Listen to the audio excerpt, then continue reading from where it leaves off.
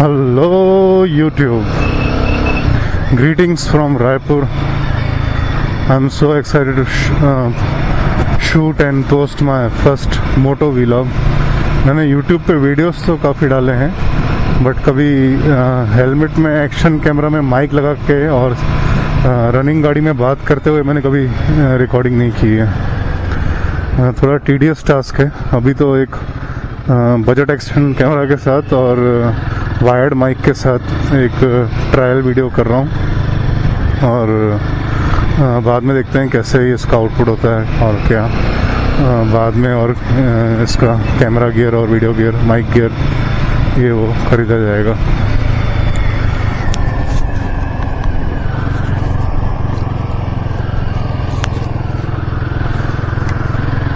हाँ, तो आपने सही गैस किया। मैं अभी एक गरिल्ला 450 पे बैठा हूँ।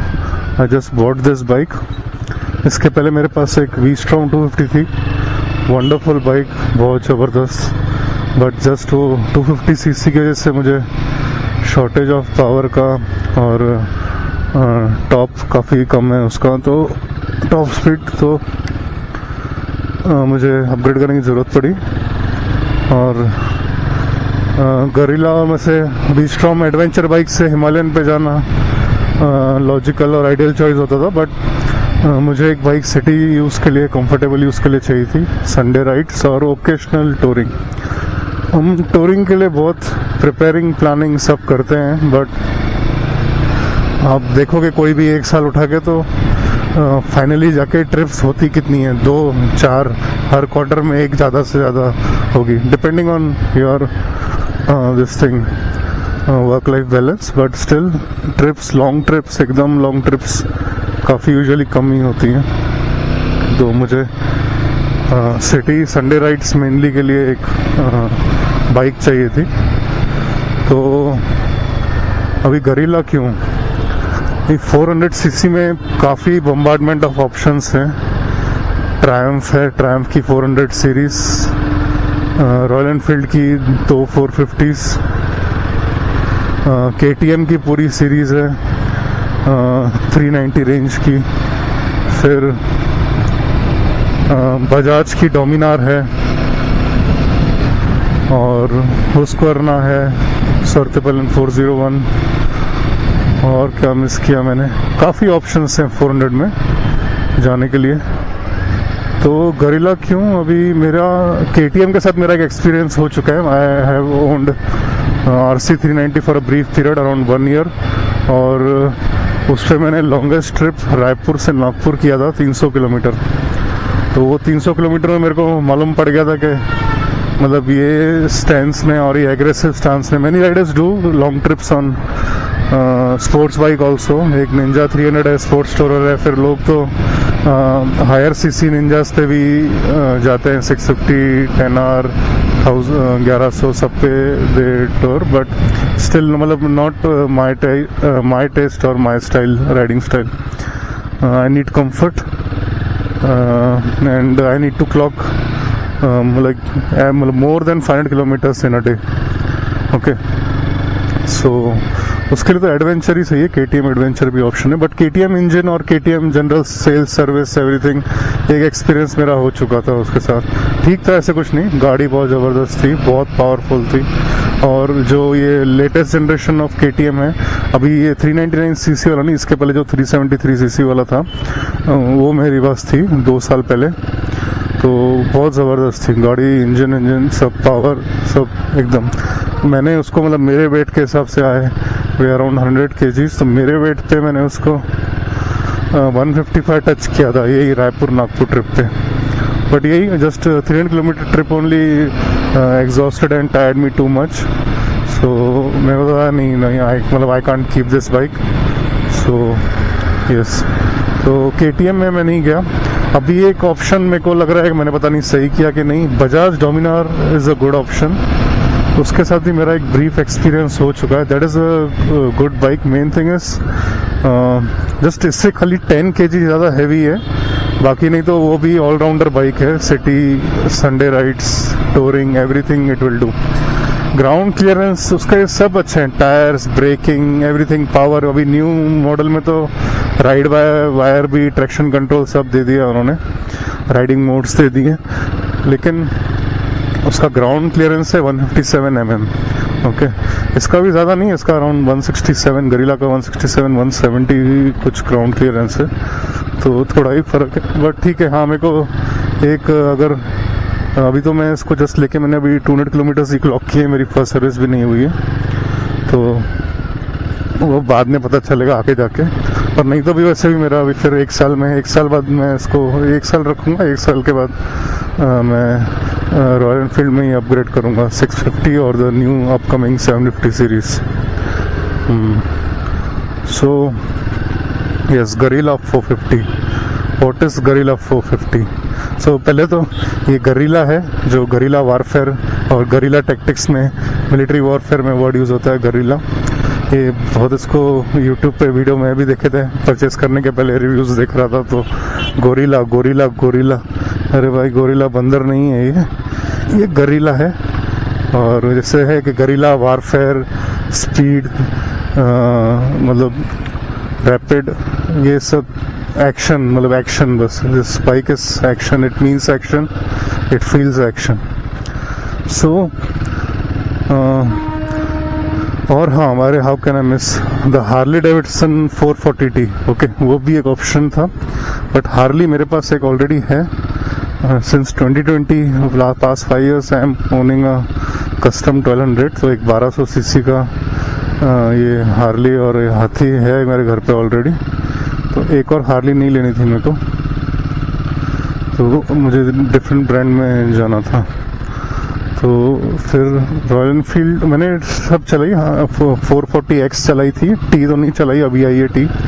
440X चलाई थी, एक ही साथ मैंने सब दिन में, एक ही दिन में सब ट्रायल किया था। 440X चलाई थी, ट्रायम्फ की स्क्रैम्बलर चलाई थी, ये स्ट्रीट में तो मेरे को इंटरेस्ट नहीं था, स्क्रैम्बलर में मेरे को इंटरेस्ट था, वो भी एक all purpose kind of bike है, तो स्क्रैम्बलर 400X में चलाई थी और सब चलाई थी। तो मेरे को अभी अगर इंजन की बात करूँ, स्मूथनेस, साउंडिंग एंड ऑल ना, तो Triumph stands above this. Okay, Triumph will stand above this, but where Triumph fails in front of Guerrilla is the top speed. Okay, Triumph 100 के बाद थक जाती है और वो 130-140 भी जाएगी, लेकिन वो उतने कंफर्ट से नहीं जाएगी जितनी Guerrilla जाएगी। तो बाकी ठीक है, उसका लीनियर एक्सेलरेशन है, इसका लीनियर नहीं है। इसमें लो एंड में जरूर, जैसे सब रिव्यूज में बोलते हैं, फैक्ट ही है, लो एंड हिमालयन का भी और इसका भी up till 3000 RPM, 2500 to 3000 RPM तक कुछ ज़्यादा एक्शन नहीं है। आपको क्लच दबा के एक्सेलरेशन देके ही इसको फर्स्ट सेकंड गियर में थोड़ा खींचना पड़ेगा। उठ तो जाती है, टॉर्क मॉन्स्टर है, उठ जाती है, लेकिन लो एंड में ज़्यादा नहीं है। तो और ऊपर जाके तो 3000 के बाद तो इसमें अलग ही भूत आ जाता है। तो उसका बाद में ये 3000 के बाद और 3000 आरपीएम के बाद ये अलग ही बिहेव करती है। और तो वो था, ट्रायम्फ का लीनियर था, अच्छा है। ट्रायम्फ का भी, ट्रायम्फ स्क्रैम्बलर भी was also good option. Everything is good, whatever suits you. 440 in the recent 440T, that is also great option, cruiser, comfortable and all। बस मेरे को अभी एक मतलब सारे ब्रांड्स में से मैं बजाज डोमिनार का भी मेरे को था कि मैं वहाँ पे तो मैं भी डोमिनार भी ले लेता था, लेकिन सब देखा, मेरे को अभी आरी एक ट्राई करना था। मेरे घर में एक आरी है, छोटे भाई के पास है, क्लासिक 350 है, ये own since 8 years, nicely maintained and all, well running, nice vehicle. So एक रॉयल एनफील्ड लेनी थी। क्या एक्सेसरीज और कस्टमाइजेशंस और सर्विस, अभी 1100 से ज़्यादा service centre across India, road side assistance, ये सब है, तो हेडेक नहीं है। इसको लेके कहीं भी निकल जाओ, कहीं पे भी अटक जाओगे तो फ़ोन करके आधे 1 घंटे में हेल्प आपको मिली जाएगी। तो वो एक लोड नहीं है इसके साथ, और पार्ट्स वार्ट्स सब इजीली अवेलेबल है। तो और रॉयल एनफील्ड का एक्सपीरियंस करना था, ट्राई करना था एक रॉयल एनफील्ड का, तो this was a good option. 650 में भी था, मतलब जैसे ऑल यूज़ के लिए था। अभी ये मेरे और ऑप्शंस थे, इंटरसेप्टर 650 और ये पैर 650, बट वो भी फिर अगेन मैं वो जाऊंगा तो ये अभी 185 kg है, वो हो जाएंगे 215 किलो, फिर 20-30 किलो ज़्यादा और फिर थोड़ा हैवीनेस। और ये जैसे मैं बोला एकदम मेरे को light nimble, easy manoeuvring, easy handling, एक सिंपल बाइक चाहिए थी सिटी के लिए, ज़्यादा सिटी और संडे के लिए। तो this came to be the, मतलब यही निकला फाइनल होकर जाके, यही ऑप्शन सही लगा तभी और यही लिए। बट बाइक्स के साथ ऐसा होता है कि हाँ, कभी कभी आपको फर्स्ट हैंड, आपके फर्स्ट डिसीजन में ही आपको एक सही चीज़ मिल जाएगी and it will be a keeper, and sometimes you will keep on changing bikes till you find the right suit or the one which you will keep for the rest of your life. So that's it. Or still changing bikes is also not that a problem. Okay, आप 1-2 साल चलाओ, जब तक चला, different machines and different engines हैं, you can keep them changing if that suits you. So मैं अभी एक अच्छे एक्सप्रेस वे पे, अटल एक्सप्रेस वे सिटी के अंदर ही है, बट आगे जाके हाईवे में जुड़ जाता है, धमतरी रोड जाता है। तो इसमें थोड़ा मैं इसका पावर दिखा देता हूँ।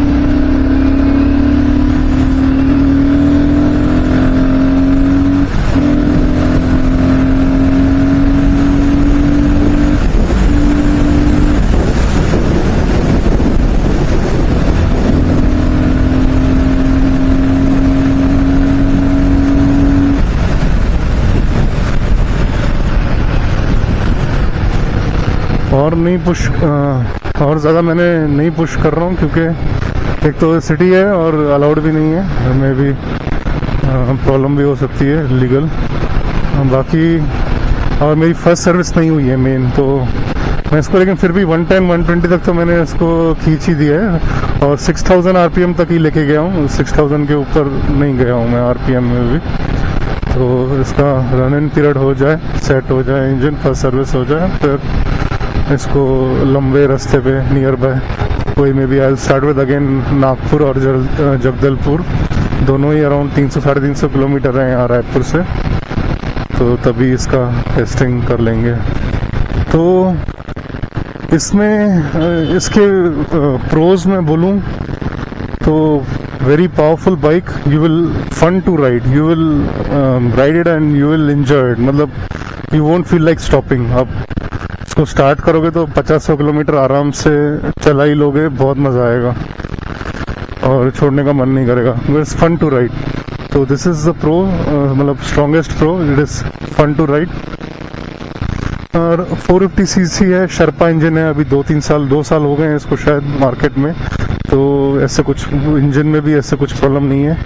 ब्रेकिंग बहुत अच्छी है। हाँ, सस्पेंशन को लेके सब बोल रहे थे स्टिफ है, सब रॉयल एनफील्ड की नई गाड़ियों में स्टिफ सस्पेंशन आ रहे हैं, बट ऐसा मेरे को नहीं फील हुआ अभी तक। और यहाँ पे भी शहर में भी ब्रेकर्स, खड्डे सब में बहुत ही आराम से चल रही है। इनफैक्ट अभी सुजुकी वी-स्ट्रॉम जो मेरे पास है उसका भी स्टिफ सस्पेंशन है, but being an adventure bike I will say इसका सस्पेंशन उससे बेटर है। और ग्राउंड क्लियरेंस कम है उसका, वो ग्राउंड क्लियरेंस में जी जाती है, उसका 200 ग्राउंड क्लियरेंस है, तो सब जगह निकल जाती है, लेकिन उसका ग्राउंड क्लियरेंस कम है। लेकिन सस्पेंशन में भी मेरे को ऐसा फील हुआ कि उसमें उतना कंफर्ट नहीं है जितना इसमें कंफर्ट है। हाँ, अर्गोनॉमिक्स और ये सीटिंग जो है, इसकी सीट और ये है, उसमें मैं 500-600 किलोमीटर भी मैंने दिन में, और मैं उतना जा पाऊंगा क्योंकि सारे रिव्यू सब तक जितने देखे हैं बोलते हैं कि 200-250 किलोमीटर के बाद इसमें मतलब जो भी है अर्गोनॉमिक्स सीट और जो भी बोलो प्रॉब्लम आ जाती है। बाकी ऐसा सस्पेंशन को लेके मुझे कुछ ऐसे इसमें प्रॉब्लम नहीं आई। अभी आप देखेंगे जो दूसरी बार ये बुलेट, रॉयल एनफील्ड की जितनी बाइक्स हैं, मतलब ओरिजिनल बुलेट और क्लासिक की बात करें, बुलेट ही पहले आई थी, ठीक है, तो बुलेट ऐसा जैसे ऑल पर्पस, मतलब ऑलराउंडर बाइक नहीं है, मतलब ऐसे देखा जाए तो it's a cruiser bike, but उसको एड में भी जब भी उसको बुलेट की एड आती थी तो उसको खेतों में चलाना, यहाँ चलाना, कच्चे रास्तों में, वहां पे जहाँ चढ़ाना है चढ़ा दो तो चली जाती है। तो रॉयल एनफील्ड का भी ऐसे, गरीला का ऐसे नहीं कि इधर नहीं चलेगी उधर नहीं चलेगी, तो ये सब जगह चल जाएगी। और टायर्स भी देखोगे तो अभी जो गरीला का न्यू मॉडल है उसमें उन्होंने कंपनी ने न्यू स्पोर्ट्स वाले टायर्स दे दिए हैं, बट ये जो गरीला लॉन्चिंग में, और अभी मैंने भी जस्ट न्यू मॉडल के पहले ही मैंने डिलीवरी ली थी, तो मेरे भी जो टायर्स हैं ब्लॉक पैटर्न टायर्स हैं, तो कंपनी खुद मतलब जो उसका इंटेंशन था कि ये टायर्स देने का कि हाँ you can use them there also, मतलब block pattern tyres if the company is giving you as stock tyres, तो मतलब हाँ तुम चलाओ इसको इधर उधर जहाँ चलाना है चलाओ। हाँ वो एकदम हार्डकोर ऑफ रोडिंग नहीं, हाँ बाकी कच्चे रास्ते, खराब रास्ते, गलियाँ यहाँ वहाँ जैसे होता है इंडिया जैसा है यहाँ वहाँ, तो उधर सब ये आराम से चल जाएगी। तो हाँ पावर प्रोज में पावर गुड है, ब्रेक्स गुड है, मतलब पावर ज्यादा है तो हाई स्पीड के बाद सडनली रुकने के लिए brakes, ABS everything is good, और सस्पेंशन भी अच्छे लगे, स्टॉक सीट भी अच्छी है। मैंने एक अभी सिग्नेचर बेंच सीट ऑर्डर की है, उसका सीटिंग हाइट आई एम 5'11", तो उसका सीटिंग उसमें 21 mm सीट हाइट बढ़ जाती है, अभी 780 सीट हाइट है, तो bench seat signature bench seat है जो लगाने के बाद वो है वही रैली सीट है जो हिमालयन पे भी लगती है, तो वो सीट लगाने के बाद इसका मेरा 800 अराउंड सीट हाइट हो जाएगा। तो अभी जो मेरे नीज बैंड हो रहे हैं, जैसे इसमें नी स्ट्रेट नहीं, मतलब नी स्ट्रेट नहीं है, थोड़ा सा रियर सेट है, पूरा मिड सेट भी नहीं है, नीज बैंड हो रहे हैं, तो वो भी स्ट्रेट हो जाएंगे, और मेरे को भी for my this thing 5'11" height मुझे थोड़ा होपफुली कंफर्टेबल रहेगा। तो that is also option company is giving. Accessories also काफी एक्सेसरीज कंपनी आपको दे रही है बाहर से, कुछ चीजें ही आपको लगेंगी, रियर रैक भी आ रहा है, लेग गार्ड आ रहा है, wind screen, headlight grill, bar and mirrors, हाँ मिरर्स बाप रे, हाँ ये कॉन्स में मैं बोलूंगा, ठीक है। प्रोज में और क्या बस पावर है, एंजॉय है, हाँ ये सब हो गए। कॉन्स की बात कर लेते, तो मैं बोल रहा था मिरर्स रॉयल एनफील्ड के, मेरे को लगा रॉयल एनफील्ड टोरिंग मिरर्स जो अलग से देता है एक्सेसरी में वो अच्छे होंगे, वो भी अच्छे नहीं है, और बार एंड मिरर्स तो कुछ भी नहीं है उसमें, तो कुछ भी नहीं दिखेगा। ये दो प्रॉब्लम रॉयल एनफील्ड की है मिरर में, देखिए मिरर्स की और हेडलाइट की। सारी गाड़ियों में हेडलाइट दे रहे हो, अरे भाई हेडलाइट दे रहे हो, ऑब्वियसली तुम भी मैन्युफैक्चरिंग का उसका पैसा दे रहे हो, कस्टमर को भी चार्ज कर रहे हो, अरे कुछ तो लाइट थ्रो दो, एकदम डेड हेडलाइट है, कुछ नहीं दिखेगा, बस खाली वो हाँ हेडलाइट मोटरसाइकिल में होनी चाहिए उस नाम से दे दिया है, हाँ ये लो हेडलाइट लो, तो वैसा है, हेडलाइट खराब है, और मिरर्स भी नहीं अच्छे लगे मुझे फाइनली। अभी ये तो मैंने टोरिंग मिरर्स ये देख रहे होगे, टोरिंग मिरर्स लगा दिए हैं, बट थोड़े टाइम बाद अभी ले लिए हैं, तो अभी यूज करके बाद में देख लूंगा, उसको भी चेंज कर दूंगा। हाँ ये नकल गार्ड्स भी इसमें स्टॉक ही हैं। हाँ तो कॉन्स में ये सब मैंने बोला, मिरर्स और एक इसका कौन है बस ये टैंक 11 लीटर 450 सीसी, जो कि आप इसको अगर आप पूरा एकदम फुल फोर्स में रैव करके चलाओगे तो obviously you will get around 20 का ही माइलेज पकड़ के चलना। वैसे लोग 25, 28, 30 सब बोल रहे हैं, लेकिन अभी तो मेरी फर्स्ट सर्विस हुई नहीं है, और एक्चुअल माइलेज आपको 1 साल बाद ही पता चलती है। कोई भी मोटरसाइकिल हो, कार हो, उसका एक्चुअल जो annual service, first annual service जो होगी 1 साल की सर्विस, उसके बाद उसका रियल माइलेज टेस्ट आपको पता चलेगा, तब तक नहीं पता चलेगा, तब तक वो गाड़ी पूरी ओपन नहीं हुई है, और उसका एक्चुअल माइलेज जो है वो 1 साल बाद ही आपको, कार भी हो या 2 व्हीलर हो तभी पता चलता है। तो वो ठीक है अभी, लेकिन 400 सीसी में RC 390 भी थी, उसका भी 20 के आसपास था। डोमिनार भी फुल, अगर एकदम पावर से चलाओगे, इकोनॉमी मोड में नहीं, स्पोर्ट परफॉर्मेंस मोड में या स्पोर्ट्स मोड में दबा के पूरा चलाओगे फुल पोटेंशियल यूज करके, तो 20 के 450 सीसी गाड़ी, 400 सीसी गाड़ी आपको 20 के आसपास ही देगी। हाईवे पे ज्यादा मिलेगा, ऑब्वियसली कंटिन्यूस रनिंग है, ज्यादा ब्रेक्स ये नहीं, लेकिन सिटी में और full powerful running, sports running और परफॉर्मेंस रनिंग में 20 के आसपास माइलेज मिलेगी। तो जब भी 400 सीसी की गाड़ी है वो अराउंड 20 की माइलेज देगी, तो उसमें 10 लीटर का टैंक देके, तो 11 लीटर का टैंक देके आप क्या बोलना चाह रहे हो, मतलब 200 किलोमीटर ही चलेंगे, भले ही सिटी यूज हो जो भी हो। 13, 14, 11 के फिगर कैसे निकाला है, कौन सा मैथ्स करके निकाला है, मेरे को भी समझ में नहीं आया इसमें। और ये टैंक का जो शेप है, आराम से 2-3 लीटर 14 लीटर की टंकी आराम से इधर बैठती थी, अच्छी भी दिखती थी। 11 लीटर की टंकी डाली है, ठीक है, चलो वो भी ठीक है, लेकिन हाँ मतलब इसका अभी मैं पॉजिटिव देखने जाऊँ तो ये है कि आप मोटरसाइकिल टूरिंग में सबका अलग अलग राइडिंग स्टेमिना होता है, कोई तो टैंक टू टैंक रन करते हैं, मतलब फुल जो खाली फ्यूल के लिए, मतलब टैंक खत्म हुई तो वही गाड़ी रोक के फ्यूल भराएंगे और फिर थोड़ा पानी वानी पी के फिर चालू हो जाएंगे। और कुछ है, मतलब मैं अपना बताऊं तो मैं मैक्सिमम फर्स्ट में गाड़ी स्टार्ट करूंगा तो 150 किलोमीटर तक जाऊंगा, उसके बाद every 100 kilometre I take a stop. 100 kilometre मेरे को, मतलब हाँ, मेरे को एक फ्रेशन अप चाहिए ही। I don't push myself on the road, I don't take risk, तो every 100 kilometre I take a stop. तो even when I think of touring with this bike, तो 200 किलोमीटर का भी रेंज मैं पकड़ूं 20 के हिसाब से, उससे ज़्यादा ही होगा, 250 तक जाएगी। हाँ, लेकिन 200 में रिजर्व लग जाएगा तो रिफ्यूल करना सही है। तो 200 का भी रेंज पकड़ूं इसका, तो मेरे हिसाब से ठीक है। मैंने इसके लिए मैंने ज़्यादा टैंक का मैंने सोचा नहीं, लेकिन ये है फ्लॉ तो है, इतना कम रेंज नहीं होना चाहिए था इसको। डोमिनार भी देखो 14 है, ट्रायम्फ का भी वैसे ही 13-14 लीटर टंकी है। तो इसमें 400 सीसी में रेंज की बात करें, सबसे ज़्यादा हार्ली डेविडसन 440 का रेंज है, 15 लीटर की टंकी है और उसकी माइलेज भी जाती है। हार्ली डेविडसन और ये बाकी सब 400 सीसी गाड़ियों में डिफरेंस ये है कि जैसे इसमें उन्होंने दोनों 40-40 रखा है, हॉर्स पावर भी 40, टॉर्क भी, न्यूटन मीटर भी 40, तो 40 PS around 40 PS, around 40 newton metre torque. तो BHP और ये टॉर्क सेम रखा है। ट्रायम्फ ने भी ऐसे सेम रखा था, अभी तो वो 350 कर रहा है, पता नहीं उसका अभी 350 का क्या होने वाला है। तो वो तो गया, मैं वो 350 वाली तो कभी देखूंगी नहीं। तो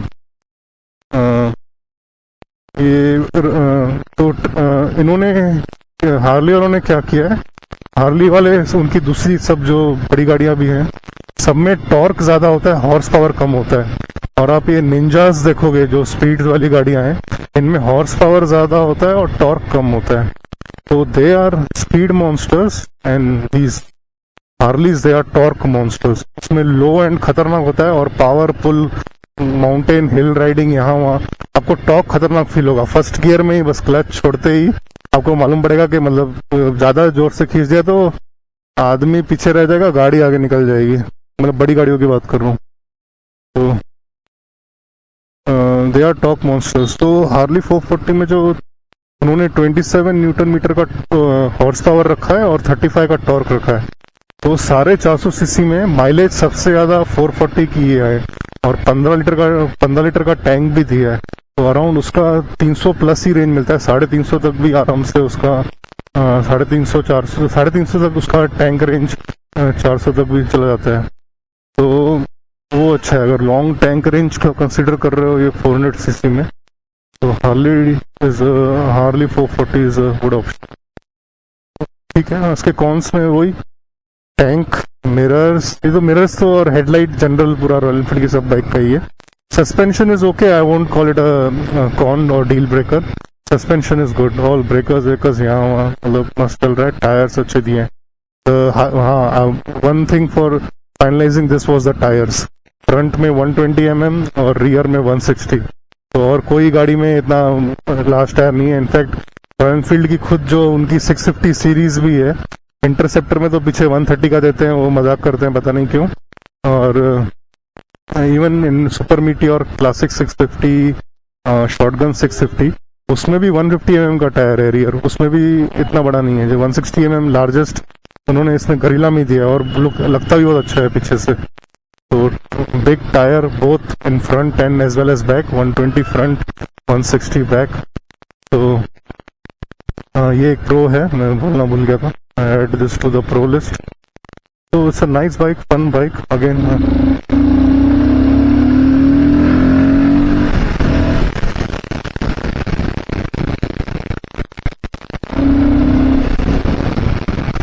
just open the throttle, वही शुरू का इनियर लेग छोड़ के। लेकिन वो भी मतलब जो अभी हाँ लो एंड टॉर्क का जो इसका बोल रहे हैं, अगर आप सोच रहे हैं कि नहीं ये डील ब्रेकर है लो एंड टॉर्क, वैसा कुछ नहीं है। फर्स्ट सेकंड गियर में तो वो रहेगा ही, मतलब आपको पुल मिलेगा ही, खाली हाँ थोड़ा क्लच और ये वो अलग फील लगेगा। वेन्यू अगर सबका टेस्ट राइड ले रहे हो और इसको जब इसको ओपन करोगे गाड़ी को, तो नीचे लगेगा कि अरे ये क्या, हमने तो चल ही नहीं रही है, रेस देना पड़ रहा है इतना। बट वो लो का ही है, वो बस वो 2500 RPM क्रॉस किया, उसके बाद तो इसको बीट करना मुश्किल है। और इसका प्रो है कि टॉप स्पीड, सारे 400 में top speed, I think even Himalayan को भी ये बीट कर जाएगी टॉप स्पीड में। और वो मतलब मेरा वैसा गोल नहीं है कि हाँ मेरे को वो 140 150 पे चलाना है ज़्यादा है, लेकिन हाँ पावर है, अच्छा पुल है और मेरा वेट भी ज़्यादा है तो आराम से उठा लेगी। तो ये सब अच्छी चीज़ें हैं इसकी बाइक की। And if you are considering it, अभी न्यू ऑप्शंस भी, न्यू कलर्स आए हैं, प्राइस भी थोड़ा कम हुआ है। If you are considering buying a Guerrilla, you can go with your decision without any tension. You will keep this and keep and enjoy this bike for a long time. Okay, so I hope you like this video. Drop any comments, whatever you want to post, and I'll try to reply them. Okay. See ya. Thanks. Bye bye.